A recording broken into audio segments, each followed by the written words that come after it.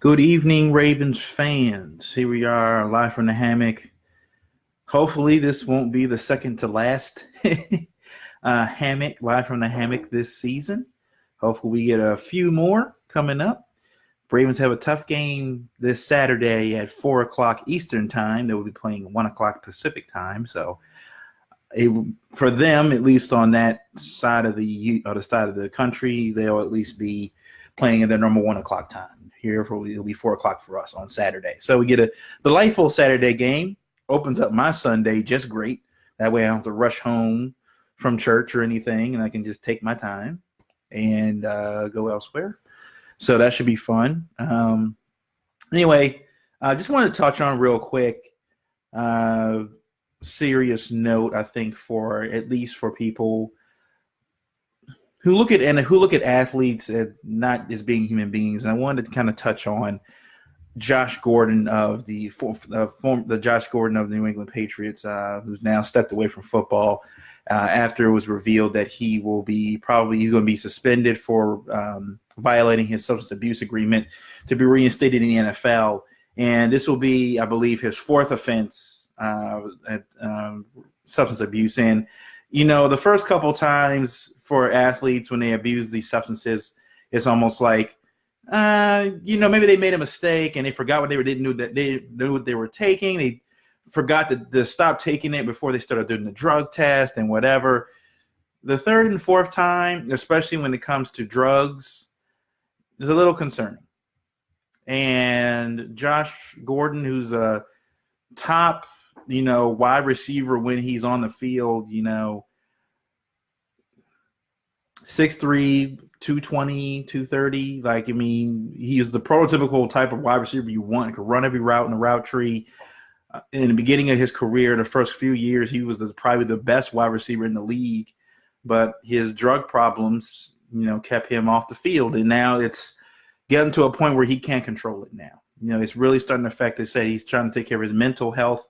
And I'm not sure what he's dealing with us on, off the field and things like that, but it's definitely causing some issues for him. And I just wanted to, send out some, at least prayers and, get well soon for Josh Gordon. Because I think we have to remember as a lot of these, as fans, when these guys aren't on our TV screens anymore, and their time on the field is done. These guys have regular lives they have to go lead, and a lot of them deal with some serious issues, as we've seen, especially when it comes to CTE and concussions and depression. For a lot of these guys when they leave the league, a lot of these guys are still in their mid-20s, or they're in their early 30s. Still a long, long life to live, but when a part of your life that you've been playing since you were a little kid is now over, you still have a lot of life to live. It's like, what do I do now?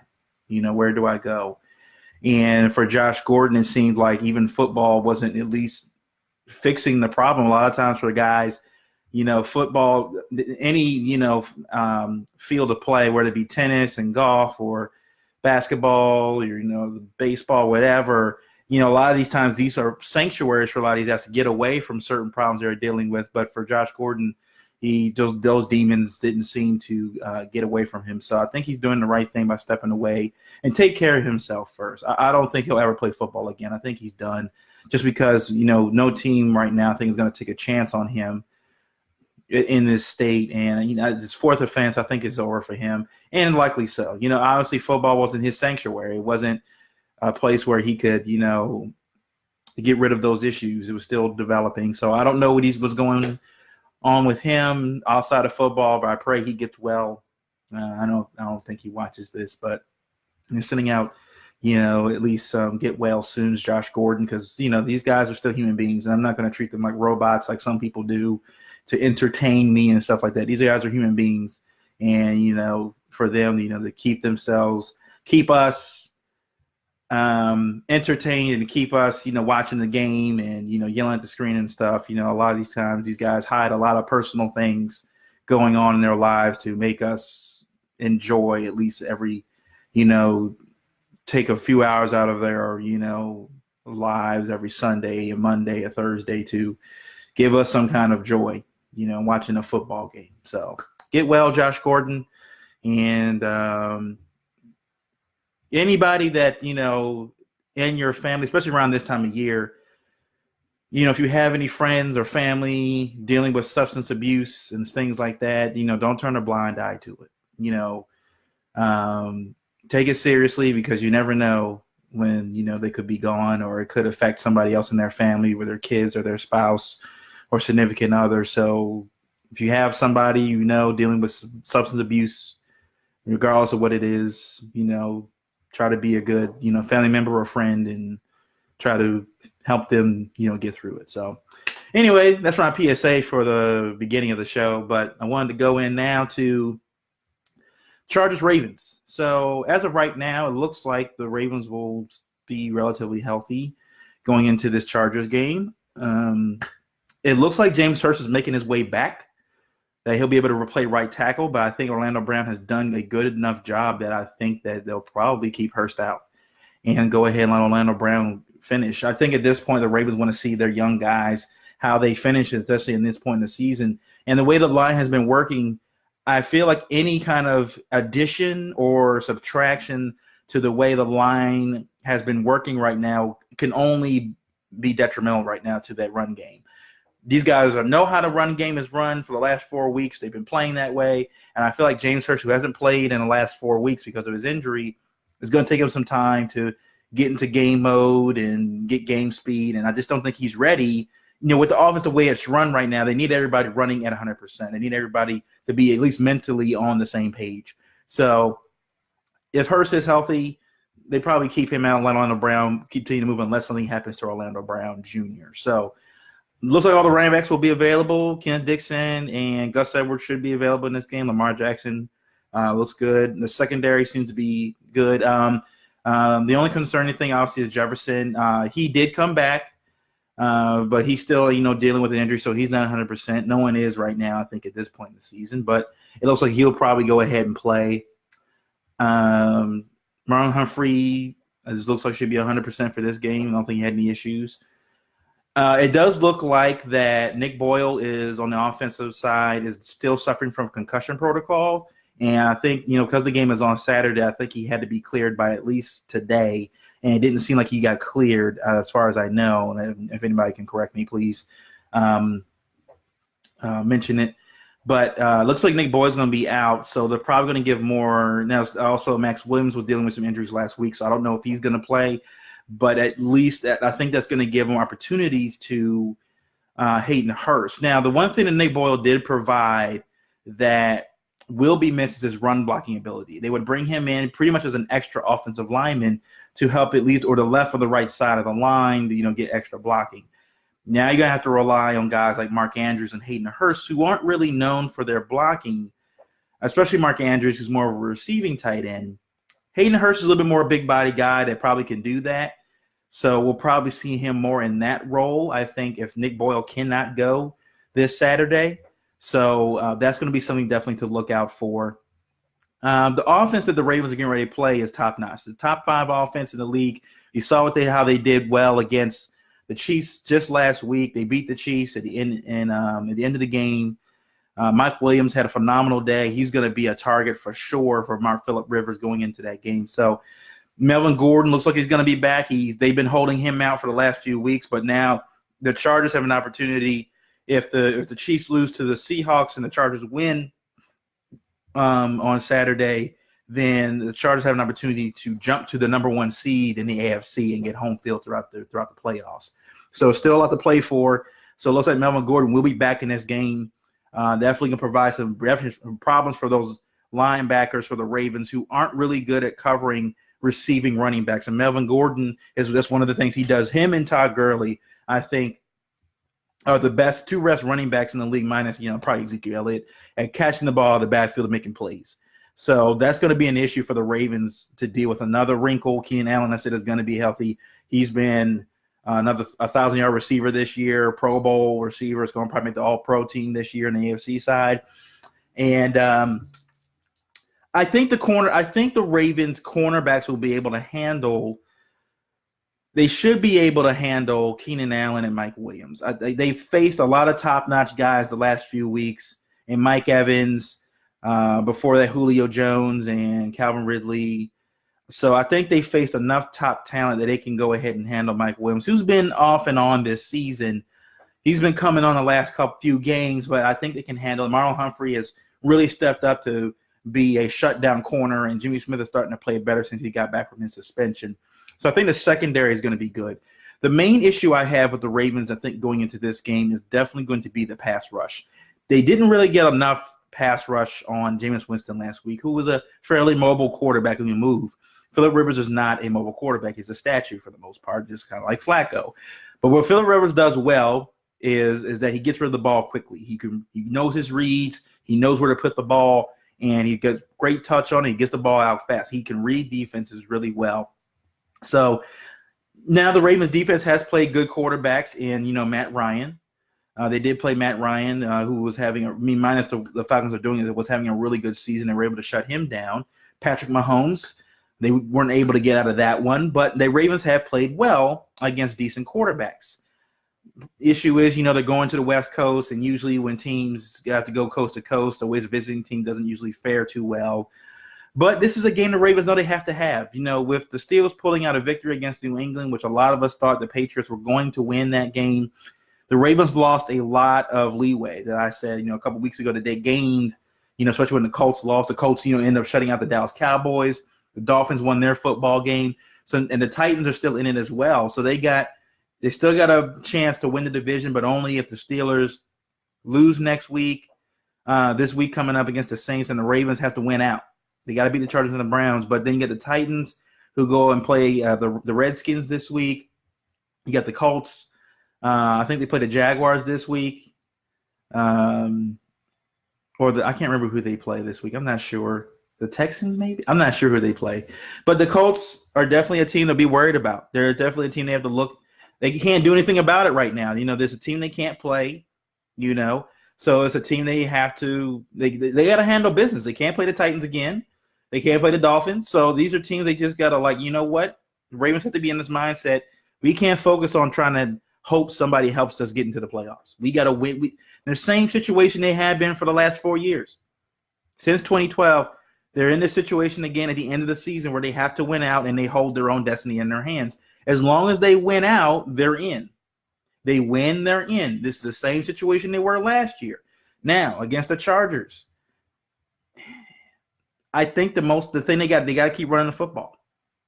Don't get into a shooting match with the Chargers. Don't do it. I think they have way too many weapons that the Ravens have to worry about. Lamar is not going to be throwing the football 30 times a game. If he does in this football game, if you see Lamar Jackson throwing the ball over 25 times in this game, the Ravens will be in trouble.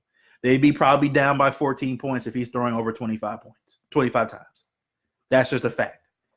If the Ravens are effective, Lamar can keep his passing down to about, I'm hoping, 15 max, like 15 passes this game. If they're running the ball well and doing what they have to do on defense, they keep it around 15 throws. I think that's the sweet spot right now for Lamar Jackson. Next season will be a different story.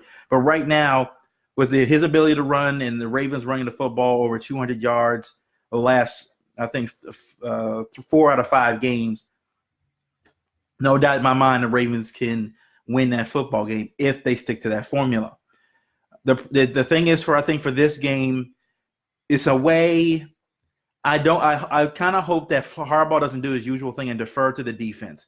I just don't like the fact that I would put my defense on the field and I'm away in their stadium in LA, the time difference and everything, and I don't want to be down 7 trying to play catch up. I think I give my offense an opportunity to go out there and control the clock. I think that's the one thing that Harbaugh has been missing the last few weeks, deferring a lot of these games into the second half, is that this Ravens offense has shown its ability to get down the field running the football. And I think if you set that tone early in the game by taking the football instead of waiting until getting the ball back, hoping that your defense shuts these guys down. And I think that Harbaugh needs to pay attention to history. Those of us who don't learn history are doomed to repeat it. And I think that Harbaugh and everybody else on that staff needs to be aware of what happened last year and the year before that, is that you cannot count. And I'll say I hope they prove everybody wrong the next 2 weeks, But you cannot count on this defense to win you football games in week 16 and week 17. They haven't done it the last few years. They play good for most of the year, but when it counts and when they need them to get a stop or whatever, this defense cannot stop anybody. Over the last few years, they have not been able to. So I think it's important that Harbaugh decides, you know what, this week, I'm not going to defer. If we win the toss, we're taking the ball. We're going to ram it down their throat, take like 7 minutes off the clock, put their offense on the field cold, get a stop. Then we can still continue to run business. They have to go. They got to attack in this game. I mean, they don't have, and that's not meaning just throw the football, but I think on defense, I want to see them blitz, kind of like what they did early in the Chiefs game. They got away from that late in the Chiefs game, and then ended up costing them. They had opportunities in that fourth quarter when they were up by 7 to continue the blitz with Patrick Mahomes, and they didn't. They stopped blitzing him, and it burned them. Tyreek Hill ended up getting that 40-yard catch, and then the rest is history. I think they need to go ahead and do the same thing. You got to blitz Phillip Rivers. You know that if you try to play that zone defense stuff, he's going to pick you apart. This man is an all-pro quarterback. When it's all said and done, Phillip Rivers is going to be a Hall of Fame quarterback. He's been one of the most consistent quarterbacks in the league over the last 15 years. And that's a reason. I mean, he came in with guys like Peyton and Eli and Aaron Rodgers and those guys and Drew Brees. He came in with those guys. And he's been one of the more consistent guys in the NFL. Now, he hasn't won the big game. He hasn't been able to really close out in the playoffs. But this man's been having an MVP year this year. And you saw what he did last week. This man knows how to win football games, especially good football games in the regular season. Playoff time may be a little bit shaky. Regular season, he knows how to at least get to the playoffs. Now, they haven't been to the playoffs, I think, since 2012. They haven't been to the playoffs, I think, since 2012. If I'm not mistaken, I think they've missed the playoffs the last 5 or 6 years. Okay, so they feel like they're due. Okay, they feel like they're due, and of course, we all remember, the 4th and 29 when Ray Rice caught that pass over the middle. The last time the Ravens played the Chargers in a meaningful game, Ray Rice ended up, getting the first down, but everybody remembers Anquan Bolden blowing up Eric Weddle, and now he's going back to play his old team. So, Eric Weddle's going to probably want to, get a chance to take his own. The Chargers are going to make the playoffs. They're already locked in, but at least move them out of like the first seed and, make them have to play. They're probably getting a home game because they have a really good record. But he wants a chance to beat this team. Every ex-player when they leave a team wants to beat their old team. They just want to. So, and Eric Weddle, because he's probably on his way out because he hasn't played well. Is going to want to end on at least a good note. He's going to want to end on a good note. So I think that's the thing. The Ravens have to be aggressive in this game. They got to blitz, allow the cornerbacks to play man-on-man. I think you got to allow Jimmy Smith and Marlon Humphrey to start jumping some of these routes. They got to get some turnovers. I think the key in this game is that they got to get forced fumbles, turnovers, something. Now, the Chargers are really good about that, not fumbling the ball. They're one of the top 2 teams in the league. And when it comes to not giving the ball up. Now, the Ravens are at the bottom of the league when it comes to forcing turnovers. So something's got to give. The Ravens can't continue to win football games if they don't get the ball back. Now, last week they had a key interception. Marlon Humphrey got a key interception in the fourth quarter that helped seal the game for the Ravens. I don't know what would have happened if he hadn't gotten that interception.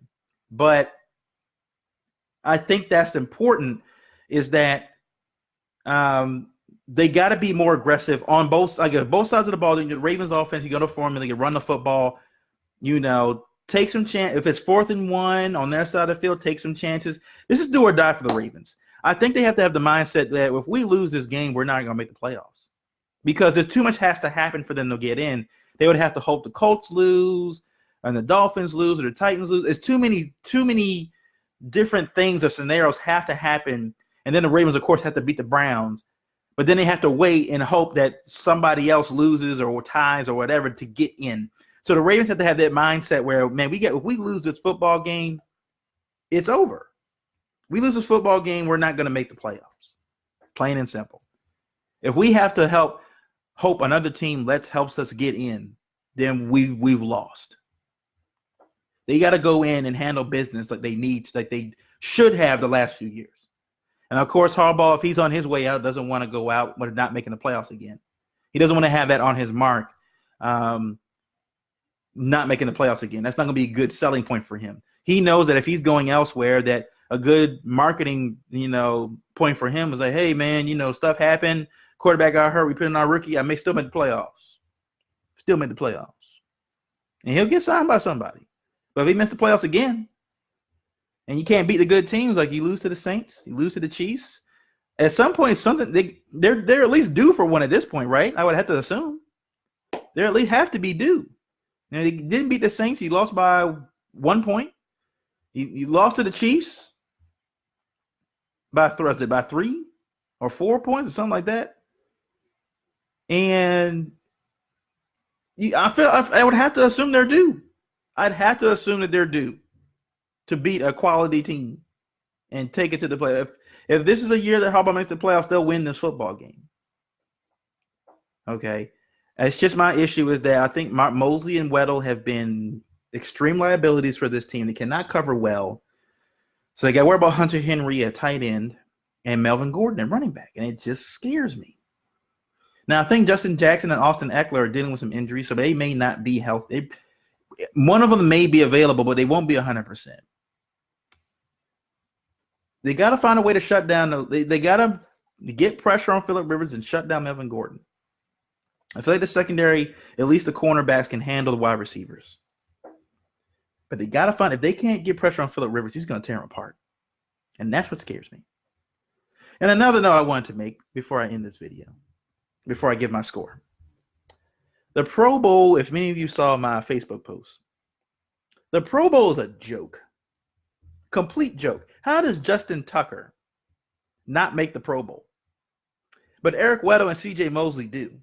Any Ravens fan has listened to 105.7 The Fan or anything in post-game or things like that, know how much of a liability both of those guys have been the last 2 years. Now, don't get me wrong. I think intellectually, when it comes to the mental aspect of the game, both of them are great.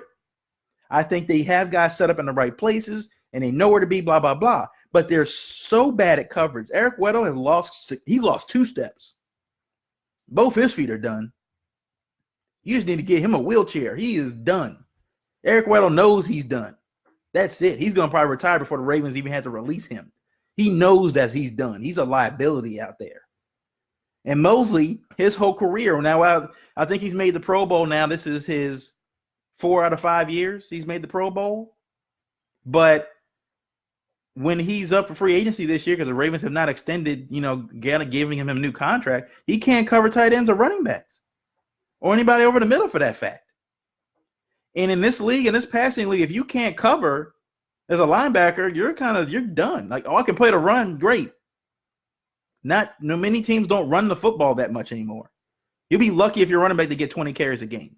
You'll be lucky if you get 20 carries a game. Most teams don't run the offense like the Ravens do. And if you're going to play teams like the Steelers and the Patriots and the Chiefs and the Eagles, they like to throw the football, throw underneath routes, throw middle routes, all that stuff. You got to be able to cover these guys, and both of them can't. But C.J. Mosley's made it because he's made it before, and Eric Weddle made it because he's made it many times before. So just like Ray Lewis at the end of his career, when he didn't deserve to go to the Pro Bowl, made it because he's Ray Lewis. And Ed Reed, the same thing. They know they didn't deserve to make the Pro Bowl those years, but your name carries you to make those teams. Like any All-Star, honestly, like any All-Star game, it's all a popularity contest. There are guys that don't deserve, who were good players back in the day, but haven't played well the last couple of years, but because of their name and because they've done it before, they give them a Pro Bowl spot when somebody else probably deserved it. But I'm giving my final score for this game. Ravens West Coast, 4:00 game they have to have to win out, to take it back home and play one more game against the Browns. Sadly, I don't think it's going to work out. I think they stay in the game. I think they're in the game late. I just don't think they'll have enough. I think they'll be in a similar situation they were against the Chiefs. I think they'll be up in the fourth quarter, but that Ravens defense is going to give it up. They're going to get lazy. They're going to get content, and they're going to give up a big play on a third long or fourth down and move down the field, and the Chargers win that football game. So I think the score is going to be 24-20, Ravens. I mean, not 24. Maybe that's a Freudian slip. I'm hoping. I said 24-20 Chargers. 24-20 Chargers. And I won't make that prediction if the Ravens miss the playoffs, and I have to say that for next week. But as I said before, the Ravens don't win this football game, it's very unlikely they make the playoffs. That's just where we are right now. I mean, they were 4-5. They had lost 3 games straight, and this is what happens. You don't handle business when you're supposed to. And I hope they pull it out. Maybe that 40 and slip I said Ravens 24-20, but I just don't think. I think that's that offense, and Phillip Rivers just gives them fits. He's a good quarterback, as a Hall of Fame quarterback out of my book. I just think they struggle. Like I said, they can't get pressure on Phillip, they're going to be in trouble all day. So I will try to. I don't think I'll be available for halftime from the Hammock on Saturday. I'll be busy. I'll be out somewhere. But I will try to do a post game from the Hammock after the game. So I should be able to catch at least the last half of the game. I will be checking, stats and stuff to keep up to date on what's going on. Thanks for watching, and please subscribe to my Instagram page if you haven't already. It's agent_beige. There you will also find some highlights for my YouTube link for my YouTube page and my Facebook page as well. For those of you who haven't linked to it, for @Live Hammock, you can search that in Facebook @Live Hammock, and then of course Twitter @MyWills. That's MIWELS. The Great. That's all one word. And that's it. So thanks for watching. Hopefully the Ravens pull this one out. Oh, and I also wanted to notice this is a onesie. This is a UNC onesie. I think it's super warm. It's got a hood. It's great. Great for watching my UNC basketball. And I tell people, I told some friends of mine, they have some football stuff on fanatics.com that you can buy these, like the sport onesies and stuff. These are actually pretty cool. I think I'm going to get a Ravens one at some point. But thanks for watching, and I will see you guys after the game, because I can't say halftime because I don't know how long I'll be out, but at least after the game, post game. So I'll see you guys then, and everybody have a Merry Christmas, Happy Holidays, and there should be one more Hammock before the new year. So see you guys then. Peace.